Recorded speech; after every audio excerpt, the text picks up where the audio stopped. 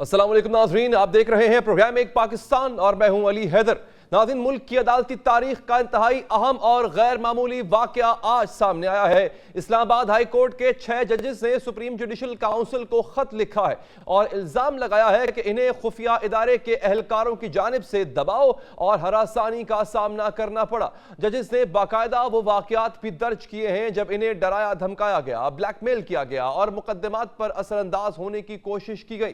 خط میں درج ہے کہ محمد ساجد بنام بانی پی ٹی آئی والے کیس میں سوال یہ تھا کہ کیا یہ قابل سماعت ہے۔ 3 ممبر بینچ کے ایک جج نے وہ کیس قابل سماعت قرار دیا تھا اور 2 ججز نے کہا تھا کہ یہ کیس قابل سماعت نہیں ہے۔ خط کے مطابق جن 2 ججز نے قرار دیا تھا کہ کیس قابل سماعت نہیں ہے، انہیں خفیہ ادارے کی طرف سے دباؤ ڈالا گیا۔ ایک جج تو پریشان ہو کر ہائی بلڈ پریشر کا شکار ہو گئے اور انہیں اسپتال داخل ہونا پڑا۔ یہ وہ کیس ہے جس میں ٹیریان وائٹ کو کاغذات نامزدگی میں ظاہر نہ کرنے پر بانی پی ٹی آئی کو نااہل قرار دینے کا یا نہ دینے کا فیصلہ ہونا تھا۔ 3 رکنی بینچ میں سے 2 ججز نے یہ کیس ناقابل سماعت قرار دیا تھا اور فیصلہ اسلام آباد ہائی کورٹ کی ویب سائٹ پر اپلوڈ بھی کر دیا گیا تھا، لیکن پھر کچھ ہی دیر بعد یہ فیصلہ ویب سائٹ سے ہٹا دیا گیا۔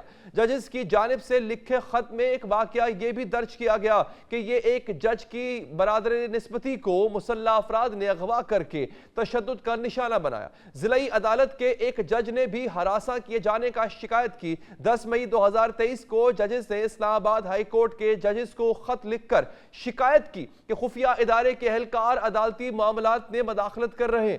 سپریم جوڈیشل کاؤنسل کو لکھے خط میں یہ الزام بھی تحریر ہے کہ اسلام آباد ہائی کورٹ کے ایک جج کی رہائش گاہ میں نگرانی کے آلات لگائے گئے۔ ایک ایڈیشنل سیشن جج کے گھر پر کریکر پھینکا گیا۔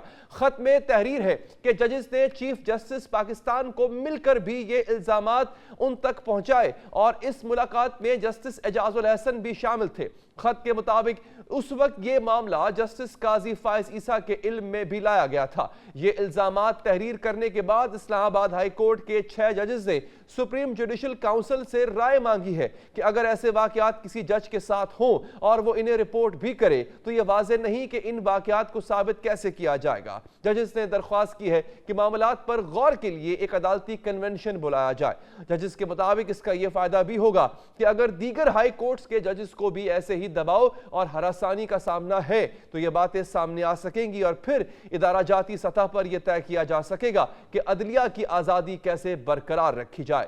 خط میں جسٹس ریٹائرڈ شوکت عزیز صدیقی کی جانب سے ماضی میں لگائے گئے الزامات کا بھی حوالہ دیا گیا اور مطالبہ کیا گیا کہ تحقیقات کی جائیں۔ کیا مداخلت کا سلسلہ آج بھی جاری ہے؟ سپریم جوڈیشل کاؤنسل کو لکھے گئے اس خط پر justice Mohsin Akhtar Kayani, justice Tariq Mahmood, justice Babar ستار، جسٹس سردار اعجاز، جسٹس ارباب محمد طاہر اور جسٹس سمن رفت امتیاز نے دستخط کیے۔ اس خط میں 10 مئی 2023 کو چیف جسٹس اسلام آباد ہائی کورٹ کو لکھا گیا خط بھی لفظ کیا گیا ہے، جس میں درج تھا کہ جس طارق محمود سے رابطہ کر کے انہیں ملاقات کا کہا گیا اور ایک مقدمے پر اثر انداز ہونے کی کوشش کی گئی، وہ سن رہے تھے۔ جسٹس محسن اختر کیانی کو بھی دباؤ میں لانے کی کوشش کی گئی۔ جسٹس ارباب کے زیر سماعت ایک کیس پر اثر انداز ہونے کے لیے کہا گیا۔ ان کے ٹیکس معاملات کی چھان بین کی جا رہی ہے۔ 10 مئی 2023 کے اس خط میں بھی چیف جسٹس اسلام آباد ہائی کورٹ سے مطالبہ کیا گیا تھا کہ مداخلت کے الزامات کی تحقیقات کرائی جائیں۔ ایک خط 12 فروری 2024 کو بھی لکھا گیا جس میں الزام لگایا گیا کہ ضلعی عدلیہ کو بھی خفیہ ادارے کے اہلکاروں کی جانب سے مداخلت کا سامنا ہے۔ اب سوال یہ بھی ہے کہ اسلام آباد ہائی کورٹ کے ججز جب یہ معاملات اپنے چیف جسٹس اور چیف جسٹس سپریم کورٹ کے علم میں بھی لا چکے ہیں تو تب اس معاملے پر خاموشی کیوں اختیار کی گئی؟ اور اب اگر یہ الزامات ثابت نہیں ہوتے تو الزام لگانے والے ججز کے خلاف بھی کیا کوئی کارروائی